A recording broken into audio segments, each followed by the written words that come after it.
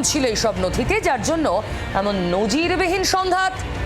বৃহস্পতিবার Salt Lake sector 5 I-PAC অফিসের parking লটে দাঁড়িয়েই ব্যাখ্যা দিয়েছিলেন মমতা ব্যানার্জি। ওগুলো আমাদের, ওগুলো ছড়িয়ে ছিটিয়ে পড়েছিল সব, এগুলো আমাদের, আমরা রেখেছি, এটা আমাদের কাগজপত্র, আমার দলের। অফিসে কিছু দরকারি কাগজ ছিল, ছড়িয়ে ছিটিয়ে ছিল, গুছিয়ে নিলেন। ঠিক ওই সময় কেন ঠাড়ে ঠোরে গতকাল থেকে বাতাসে যে কথা ভাসছিল, হাইকোর্টের আবেদনের সে কথাই বলল ইডি লিখিত। কলকাতা থেকে গোয়ায় হাওয়ালার মাধ্যমে টাকা পাঠানো হয়, কয়লার টাকা। 2021-22 গোয়ায় আইপ্যাকের সঙ্গে কাজ করেছে এমন সংস্থার কর্তার বয়ান ইডির হাতে। এই সময় হাওয়ালার মাধ্যমে নগদে টাকা পায় ওই সংস্থা।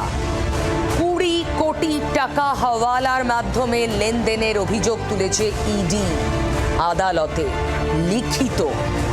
তার মানে গোয়ার নির্বাচনে হাওয়ালার টাকা। বিরোধীরা তো এটাই অভিযোগ করছিল।